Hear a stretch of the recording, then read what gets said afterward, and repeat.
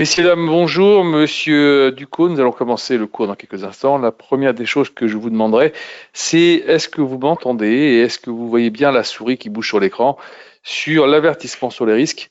Vous avez un chat sur le côté en haut à droite de votre écran, une sorte de trait rouge, une flèche rouge, qui vous permet d'accéder au chat et me répondre, me dire que tout est OK, que vous avez le son et l'image.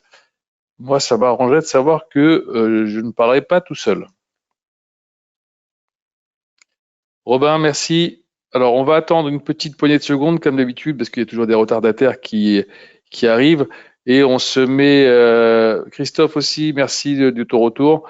On attend donc une petite poignée de secondes et on revient tout de suite pour apprendre un petit peu à manipuler la MetaTrader de façon un peu plus correcte. À bientôt. Rebonjour à toutes et à tous. Nous allons commencer donc le cours sur l'utilisation de la MetaTrader. Alors, qu'est-ce que c'est d'abord que la MetaTrader? C'est une plateforme de trading qui nous permet de pouvoir accéder au marché et de pouvoir acheter et vendre ce qui nous convient. Vous avez ici, en fait, en présentation, trois tableaux importants. D'abord, observation du marché, dans laquelle vous allez retrouver toutes les valeurs qui sont cotées sur la plateforme. Ensuite, vous aurez ici le graphique ou les graphiques, on verra ça tout à l'heure. Et en bas, vous avez le cadre terminal dans lequel vous allez retrouver ici le trading, vous avez donc votre solde, vous aurez des positions qui seront ouvertes à ce moment-là ici, qui seront juste au-dessus. Et quand elles seront fermées, vous irez dans l'historique du compte et vous les retrouverez ici dans votre historique. Et d'ailleurs, l'historique, on verra tout à l'heure, ça a quand même aussi son utilité quand on veut avoir un peu, quand on veut faire des papiers pour les déclarations fiscales en France, vous avez besoin. Voilà, donc je vous expliquerai comment comment on peut accéder à ce genre de choses. Alors, la première des choses que vous devez savoir, attendez, excusez-moi, que si vous voulez avoir la MetaTrader, surtout ne prenez pas la MetaTrader directement sur Google Chrome, hein. Vous devez télécharger la MetaTrader 4 ou 5, hein, peu importe, directement sur le compte avatrade.fr ou .com, peu importe. Vous allez sur votre compte, vous allez à côté de votre numéro de compte, il y a marqué télécharger, parce que chaque MetaTrader a ses codes d'accès par broker. Donc la MetaTrader, comme vous savez, elle est utilisée par beaucoup de brokers sur la planète, mais nous, il y a des spécificités pour chaque broker qui sont impossibles à pouvoir après utiliser si vous la téléchargez ailleurs. Ça, c'était pour la petite parenthèse. Maintenant, une fois que vous l'avez téléchargé, que vous êtes connecté à votre compte, pour se connecter, vous allez ici dans Fichier, vous allez ici dans Se connecter au compte de trading, vous avez la possibilité, ici vous mettez votre numéro de compte, le mot de passe, OK, vous faites entrer et vous êtes connecté à votre compte. À partir de là, vous allez ici, vous avez observation du marché. D'ailleurs, toutes ces cases observation du marché, cadre terminal et tout ça, vous les avez ici pour les retrouver au cas où vous les avez perdus, hein. Par exemple, imaginons que là, vous ne l'aviez pas au départ, vous allez ici, vous cliquez ici, hop, ça revient. Alors, dès que vous l'avez téléchargé, vous n'avez pas toujours toutes les valeurs sur la plateforme. Alors, qu'est-ce que vous faites? Vous allez ici sur n'importe quelle valeur, faites un clic droit, vous allez sur Montrer tout, vous cliquez, et normalement, si vous l'avez bien fait, cette opération, vous allez avoir ici toutes les valeurs qui vont venir ici apparaître par code couleur. Alors, comme vous voyez ici, alors c'est un petit peu séparé chez moi, mais chez vous, à mon avis, ça sera ça sera dans un meilleur ordre. Alors ici, en blanc, vous aurez les valeurs du forex. En jaune, ici, vous aurez pas des commodities, des matières premières, comme le gold, le silver. Ici, vous aurez ici les valeurs de pétrolières, on va dire en sous-monnaie. En orange, vous aurez les cryptos. En bleu, les indices. En vert, les actions. Et donc, normalement, une fois que vous avez ça, vous allez un peu mieux vous repérer par rapport au code couleur. Ça sera beaucoup plus simple. Alors, quand vous avez terminé ça, ici, vous voyez, nous avons deux colonnes. On va dire trois colonnes, on va dire le titre, et vous avez le bid et axe. Mais vous avez aussi la possibilité, si vous avez envie, d'avoir ce qu'on appelle high low, c'est-à-dire le plus haut et le plus bas de la journée. C'est assez intéressant de l'avoir. Moi, je ne le mets pas parce que bon, je suis tout le temps avec ça ici, ce qui me permet d'avoir ici toutes les valeurs. Mais si vous avez envie d'avoir ici la possibilité de voir ce qu'on a fait au plus haut, par exemple sur l'euro-dollar, 1,0983 et au plus bas 1,089, on s'aperçoit quand même que le produit a quand même relativement bien bougé aujourd'hui, hein. C'était assez intéressant comme journée de trading. Ensuite, vous avez la possibilité aussi de faire un petit clic droit et d'avoir les écarts. Les écarts, ce sont les spreads pratiqués par produit. Si vous avez envie de savoir un peu ce qu'il y a comme spread sur chaque produit, vous l'avez ici. Le spread, je rappelle, c'est l'écart entre l'achat et la vente. Alors moi, je ne les mets pas parce que ça prend trop de place pour moi, mais voilà, je les enlève. Comme ça, je les désengage. Voilà, on reste avec ça, c'est très bien. On est impeccable. Est-ce qu'il y a une valeur qui vous intéresserait à mettre en place sur la démonstration ou pas du tout? Non? On prend au hasard, de toute façon c'est une démonstration, on y va. Allez, on était sur l'euro-dollar, on va rester sur l'euro-dollar. Je fais un clic droit sur l'euro-dollar, ouvrir graphique, voilà. Une fois que j'ai ouvert le graphique, pour reformater ce graphique qui pour l'instant ne me parle pas, je vais cliquer dans le graphique ici, je vais dans propriétés, et là je vais remettre des codes couleurs à mon goût. Après vous choisirez vous-même vos couleurs. Là je mets en kaki pour le fond, le texte en noir, la grille je la mets en kaki parce qu'elle ne m'intéresse pas de la voir, la barre haussière en bleu, barre baissière en rouge, bougie haussière le même bleu, bougie baissière le même rouge. Une fois que j'ai fait ça, le reste ne se touche pas, je fais comme ça. Je vais me mettre en bougie japonaise, en daily. Voilà, je fais apparaître ici le plus haut, plus bas. Voilà, j'ai déjà commencé à avoir mon graphique qui est correct. Alors, je ne vais pas rentrer dans l'analyse graphique, hein, évidemment. C'est pas le sujet du jour. Les analyses graphiques, c'est mardi. Mais juste pour vous montrer rapidement comment on cherche des outils. Là, vous avez par exemple dessiné un canal équidistant. Je clique dessus. J'ai la possibilité de mettre un petit canal ici. Je clique ici. Voilà. Voilà, j'ai mon canal qui est ici. OK.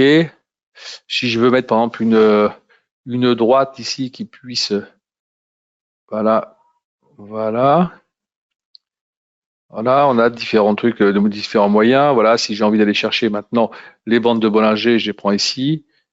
OK. J'ai les bandes de Bollinger qui sont mises. Je vais chercher, par exemple ici dans indicateur oscillateur, je vais chercher les RSI. Voilà, hop. Les RSI se mettre ici, hop. Alors évidemment, je ne rentre pas dans l'explication et l'utilisation de ces produits-là. Comme je vous l'ai dit, il y a un cours qui est dédié à ça. Je vous montre juste comment pouvoir y accéder rapidement. Et vous voyez que la rapidité pour avoir les outils, c'est facile. Si vous avez envie de les retirer, vous faites un clic droit dessus et vous faites supprimer la fenêtre. Et voilà, tout simplement. Même chose pour les bandes de Bollinger. Vous mettez ici, clic, hop, c'est parti. Vous voulez faire partir le couloir, vous cliquez sur le couloir ici et vous faites, une fois qu'il est sélectionné, vous voyez les carrés, clic droit, supprimer et voilà. OK? Comme ça, je vous explique un peu comment on peut mettre des instruments, comment on peut les retirer. C'est intéressant parce que des fois, on reste bloqué avec. C'est un peu dommage. Alors, comme vous avez observé, en ce moment, le gold il est en train de redescendre, évidemment, puisque pour l'instant, on a une petite baisse, un petit retour de l'euro-dollar. Donc, le dollar se réapprécie un petit peu. Il faudra regarder, j'ai pas regardé encore les chiffres qui sont tombés récemment. Je crois qu'au niveau du chômage, c'était pas trop dégueulasse. Donc ils sont en train de se dire peut-être que, enfin en fin de compte, qu'il y a toujours un peu de surchauffe au niveau de l'économie. Alors c'est un peu ça, mais bon, c'est pas non plus violent. À surveiller, on verra tout à l'heure. J'irai regarder, j'irai faire un tour, regarder un peu les commentaires qu'il y a là-dessus. On continue une fois que vous avez, on va dire, formaté votre graphique, vous avez réussi un petit peu à faire, à mettre à votre sauce. Si vous voulez avoir un peu plus de détails, je vous l'ai dit encore une fois, venez mardi. On va passer des ordres. Alors comment on fait pour passer un ordre? Alors vous avez deux solutions. La première, c'est d'aller sur ici sur le produit, faire un clic droit, aller sur nouvel ordre, passer votre ordre. Alors ici, vous voyez, un lot ici égale 100 000. Voilà, un lot, je fais pour prendre un lot, je vais dire que je suis, allez, on va dire que je suis acheteur. OK, voilà. Mon ordre ici, le numéro d'ordre, l'heure et le jour auquel j'ai ouvert, le sens, un lot, euro-dollar, le prix auquel je l'ai ouvert, le prix auquel je pourrais le fermer, ce que je gagne ou que je perds actuellement. Maintenant, j'ai la possibilité évidemment de pouvoir mettre un stop loss. Je clique sur la ligne, clic droit, hop, modifier ou annuler l'ordre. Là, je peux mettre le stop loss de mon choix. Alors ici, on va mettre des stop loss un peu plus serrés que ça. Stop loss Take Profit, je sélectionne. Alors, on va essayer de te mettre un petit peu. Voilà, je suis acheteur, je perds si ça descend, donc je vais le mettre ici à là. Et ici, Take Profit, on va le mettre. Allez, on va mettre un petit peu plus haut. Voilà, on y va. Là, j'ai mon stop loss et mon take profit qui est ici. Si j'ai envie de les garder, je les laisse. Si je peux les modifier, je clique dessus, je retourne ici. Je peux soit les supprimer, soit les enlever, les modifier en termes de cours. Voilà, je vais mettre 0 ici, 0 là. Voilà, donc ça veut dire que j'ai supprimé mon stop loss et mon take profit. Maintenant, je suis en train de gagner de l'argent ou perdre de l'argent, peu importe, mais j'ai envie de réduire ma position. Parce que j'ai envie ou de commencer à engranger mes bénéfices ou réduire mon exposition. Si je clique sur la flèche là, sur la croix, j'ai la possibilité de fermer mon ordre en appuyant directement sur prix de clôture. Maintenant, si je veux réduire que de moitié, c'est-à-dire je fais 0,5 de mon ordre et je ferme ici, je fais OK. Et vous voyez, j'avais un lot, j'ai fermé 0,5 de mon ordre. Donc, si par exemple je gagnais 50, j'aurais pris déjà 25 de gains que j'ai mis de côté. Si je perdais déjà 50, bon bah j'accepte de perdre déjà 25 et j'essaie de me dire que peut-être sur les 25 autres, je serais un peu moins exposé, mais je prendrais moins de risques. Et donc j'attends après que ça remonte, tout simplement. Je peux encore le refaire, hein, vous voyez, je clique ici, je fais 0,2 ou on va faire 0,3. Voilà, je clique. Voilà, OK. Et vous voyez, il me reste plus maintenant que 0,2 de mon ordre, ainsi de suite. Donc ça, c'est intéressant. Intéressant pour pouvoir gérer un peu ou vos gains ou vos pertes ou votre exposition. Évidemment, si vous voulez fermer votre ordre complètement, vous avez directement la possibilité de faire ici, d'appuyer sur prix de clôture et votre ordre est fermé. Tout ce qu'on vient de faire, vous le retrouvez dans l'historique du compte. D'accord? Vous avez ici toutes les positions qu'on a ouvertes et fermées.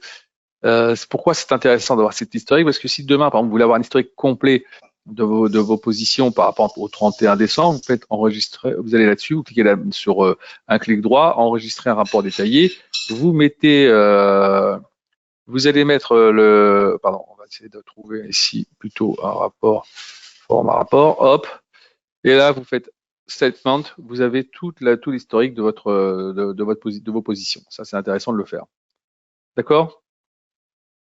Ensuite, on va retourner en trading. Là, on a passé tout à l'heure un ordre. Alors, quand vous avez ouvert votre MetaTrader, il se peut que dès le départ, vous ayez eu, je vais vous montrer ça tout de suite, ce petit avertissement du trading en un clic. D'accord? Si vous avez accepté les termes et conditions du trading en un clic, ça pose un petit problème. Pas vraiment, mais je vais vous expliquer pourquoi. Parce que si vous allez là, par exemple, on a la possibilité de pouvoir trader d'ici. C'est-à-dire, si je clique ici sur Sell, hop, j'ai vendu en bas. J'appuie sur Buy, j'ai acheté. D'accord? Je rappuie, j'ai encore acheté.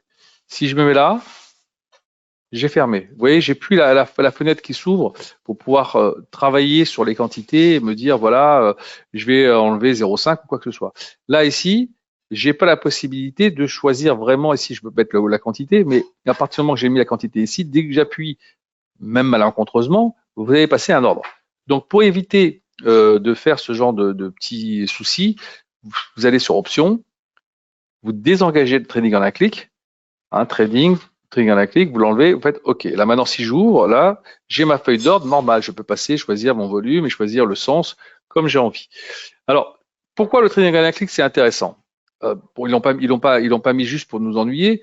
C'est pour ceux, par exemple, qui veulent faire ce qu'on appelle du scalping. D'accord? Quand vous faites du scalping, vous avez besoin d'avoir une certaine rapidité sur le marché. D'accord? Vous n'avez pas besoin d'avoir là, là-bas, pour les effets de levier, on peut pas changer les effets de levier, Robin. Les effets de levier, c'est automatique, c'est défini sur chaque produit. Par exemple, l'euro-dollar, c'est pour ceux qui sont en risque limité, c'est 30. Pour ceux qui sont en risque, on va dire en compte professionnel ou à l'étranger, ça peut aller jusqu'à 400. Mais dans ce cas jusqu'à 300. Mais sinon, vous avez la possibilité de jouer sur ce qu'on appelle sur le volume pour limiter votre exposition. Donc, vous avez jusqu'à moins à 0,01 pour avoir un effet de levier qui soit correct sans vous mettre en danger. Si vous voulez vraiment prendre beaucoup plus de positions, alors il faut plus de capital. C'est malheureusement pas de notre ressort, c'est que la réglementation ESMA nous oblige à imposer ce genre d'effet de levier. On n'a pas la possibilité d'offrir sur l'Europe des effets de levier plus importants. Alors, comme je vous ai montré là il y a 2 minutes, on a donc la possibilité maintenant de pouvoir passer des ordres. Vous avez bien compris l'utilité du scalping. Hein. Scalping, j'ai besoin de passer un ordre très rapidement parce que je travaille sur quelques pips. Hein, je travaille sur, on va dire, sur 7 ou 8 pips. J'ai besoin que dès que c'est arrivé, par exemple, de fermer mon ordre. Donc à ce moment-là, si vous avez envie de travailler en scalping, pour aller rapide, n'oubliez pas que c'est dans Options, Trading, et là, vous remettez Trading on la clic, vous faites OK, et ça sera bon. D'accord? Est-ce que jusque-là, tout est clair? N'hésitez pas si vous avez des questions. OK. Alors, on a vu là pour l'instant quasiment, on va dire, une grande partie des informations importantes. Alors, comme je vous ai montré tout à l'heure, vous avez la possibilité de mettre soit en courbe, soit en bougie japonaise, ou soit en bâtonnet. Alors, la plupart des gens travaillent avec les bougies japonaises. Je rappelle que quand vous mettez sur une bougie japonaise, le fait de vous mettre sur la bougie, vous avez toutes les informations sur la bougie. Alors, si c'est en journée, là, vous voyez sur la journée d'aujourd'hui, vous avez l'open, vous avez l'open, vous avez le plus haut, vous avez le plus bas, vous avez ce qui est cote actuellement, parce qu'elle n'est pas encore terminée la journée, vous avez le volume qui a été traité sur la journée aujourd'hui.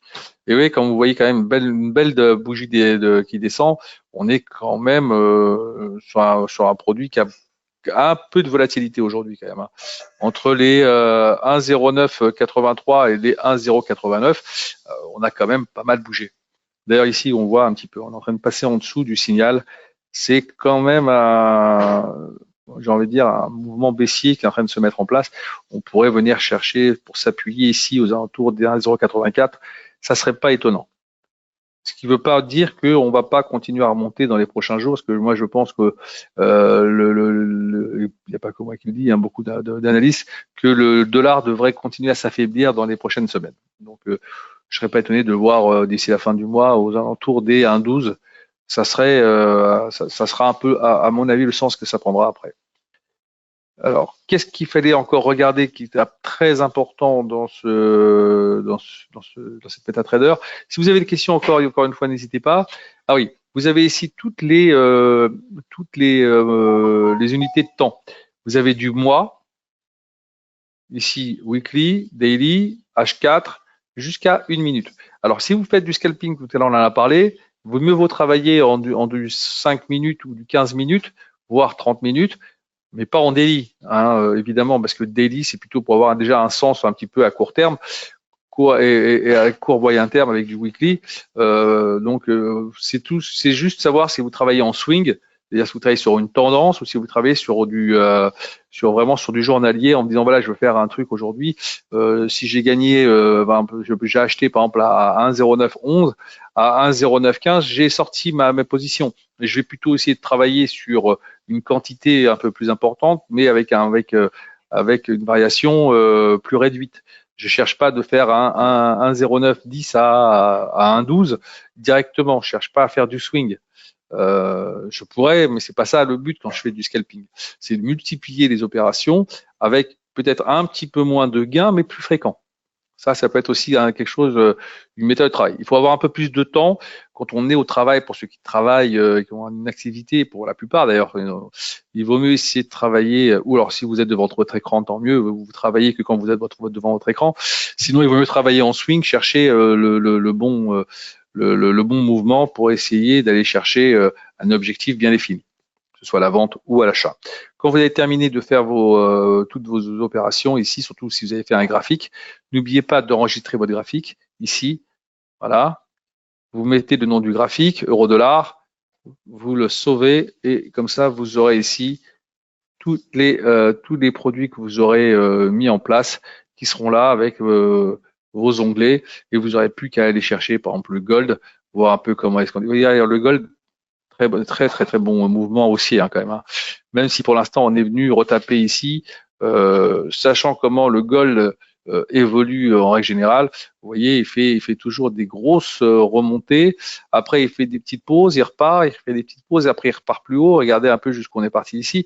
C'est peut-être un peu ça qu'on est en train de mettre en place, un peu comme ici, vous voyez cette première descente, ce qu'on a fait ici. Voilà. On fait une petite consolidation, on est redescendu, on recherche un petit peu plus haut. Et je vous dis, franchement, si l'euro-dollar repart au-dessus des indices 1,12, je pense qu'on pourrait aller chercher non seulement le record des 2073, mais on ira chercher, à mon avis, bien au-dessus.